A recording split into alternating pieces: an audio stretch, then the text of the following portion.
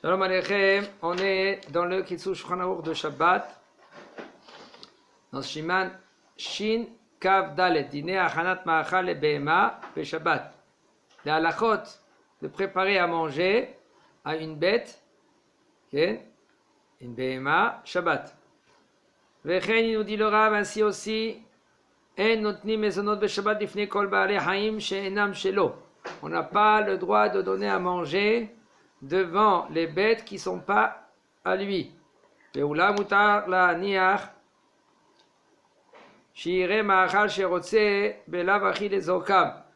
par exemple tu as à manger, tu veux les jeter dans la poubelle, au lieu de les jeter dans la poubelle, tu veux donner par exemple au chat, etc., devant chez toi. Il me dit le Rav, les yad à part devant la poubelle, Af même que maintenant, les chats, les chiens, les oiseaux, etc., ils vont manger du restant du manger. Parce que tu ne te fatigues pas pour eux.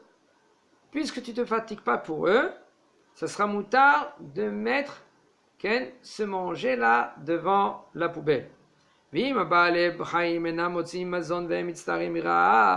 Si par exemple, des fois, il y a des bêtes qu'eux, ils ne trouvent pas à manger, comme par exemple, on va voir maintenant, le Rav va nous dire au niveau des chiens. Les chiens, c'est pas comme les chats. Les chats, ils rentrent dans les poubelles, ils rentrent dans les trous, ils vont de partout, ils trouvent à manger.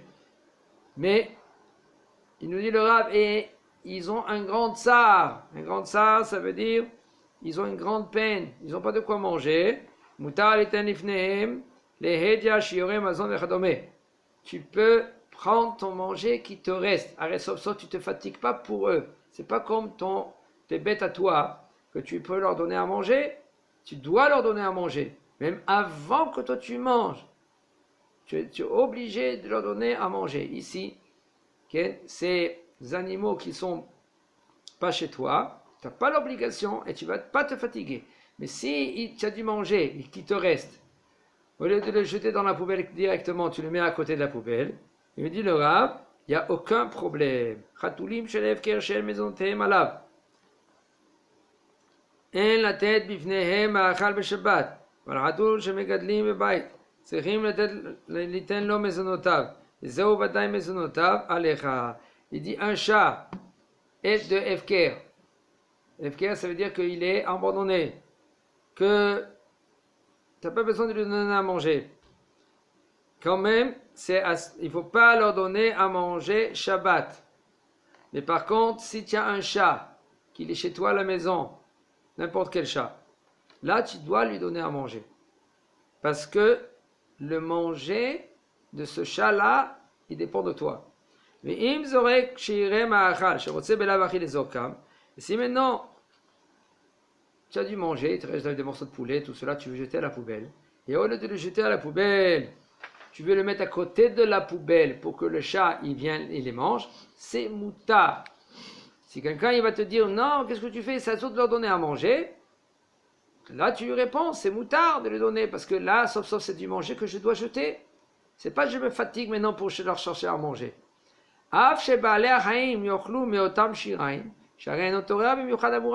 Même que maintenant ces bêtes là, maintenant ils vont manger de ce manger là.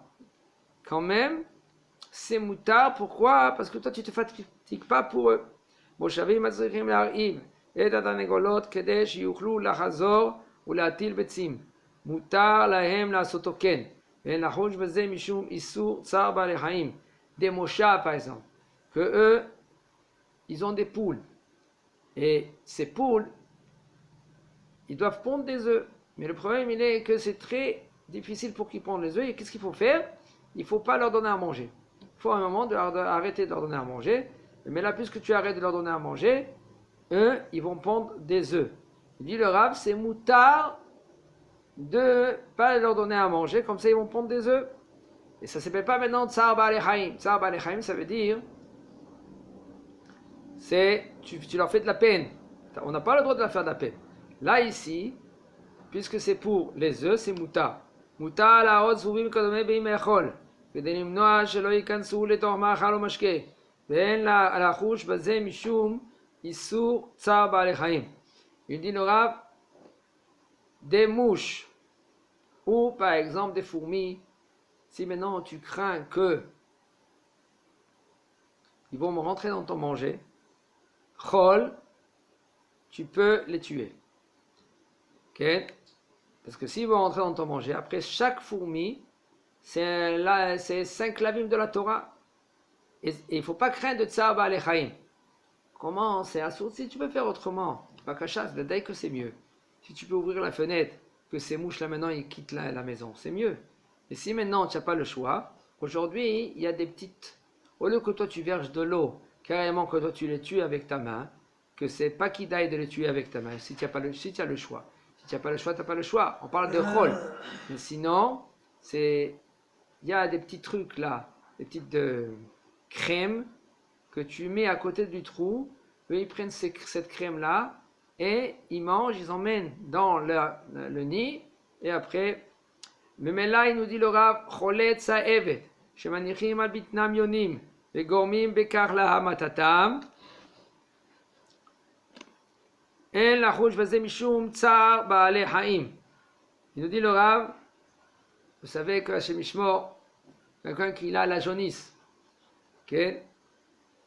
Ils n'ont pas trouvé, même qu'il y en a qui veulent dire qu'ils ont trouvé des remèdes, des médicaments pour la jaunisse, mais une des remèdes que même les docteurs, ils sont épadés de ces remèdes-là, c'est de prendre des pigeons et de leur mettre dans l'ombril de l'homme, et après, le pigeon, il meurt, et doucement, doucement, l'homme, il commence à guérir.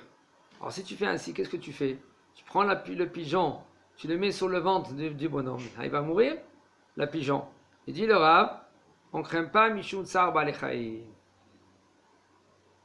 de faire de la peine au Ba'alei Chaim. Mutar la'asot nisui. Non, Shabbat non. Ça c'est Bechol. On parle maintenant, le Rav il est dans le sujet de Tsar Ba'alei Chaim.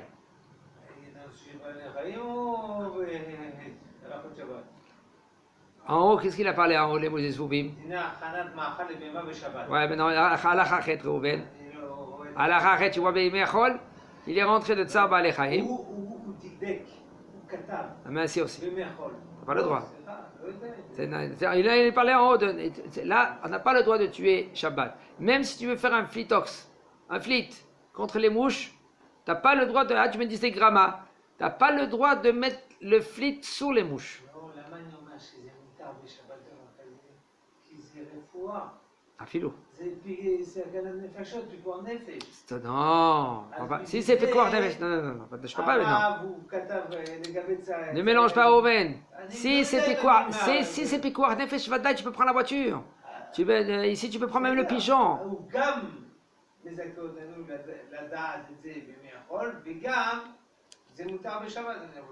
Écoute. Si c'est Pikuach Nefesh, Reuven, il dit pas ici, il dit pas ça.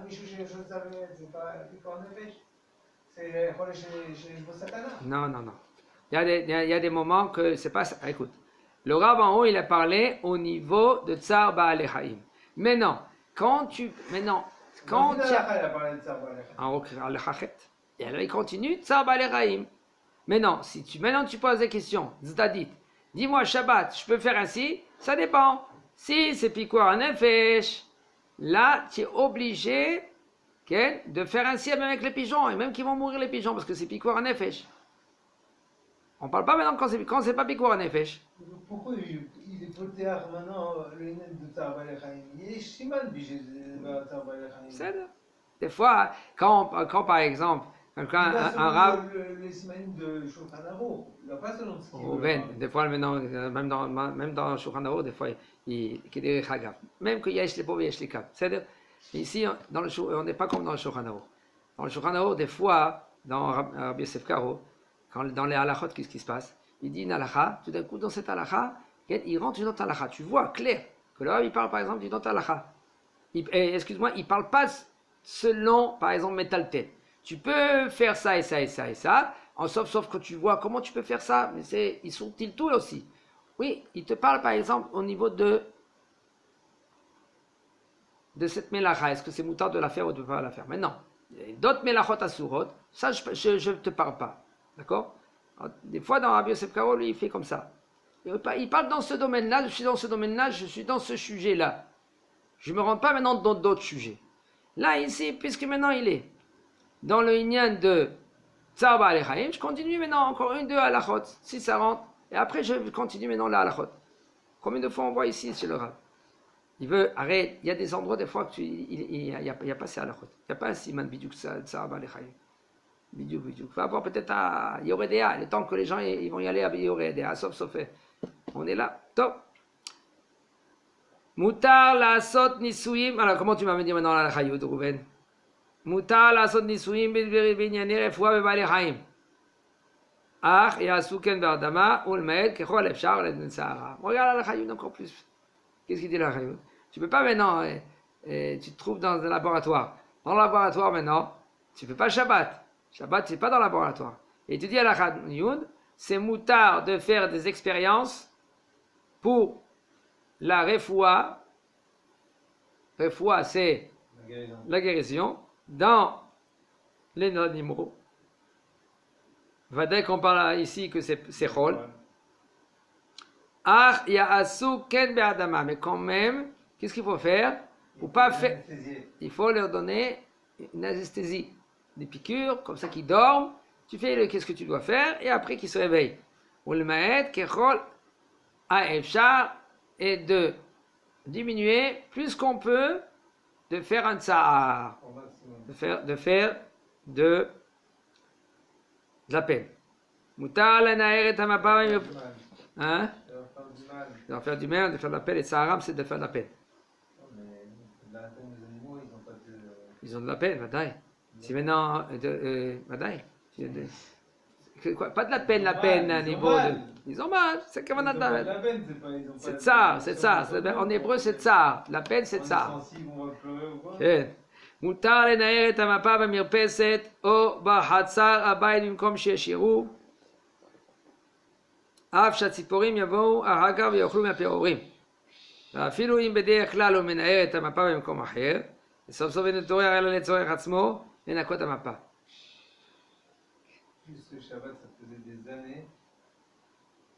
Ma femme, elle a fait le truc et elle a fait comme ça. Je dis, passe, elle a fait dehors, comme ça. Je dis, passe ça, ça sort. Elle me dit, pourquoi? Je dis, je ne me rappelle pas, mais je sais que ça sort les nerfs et Shabbat.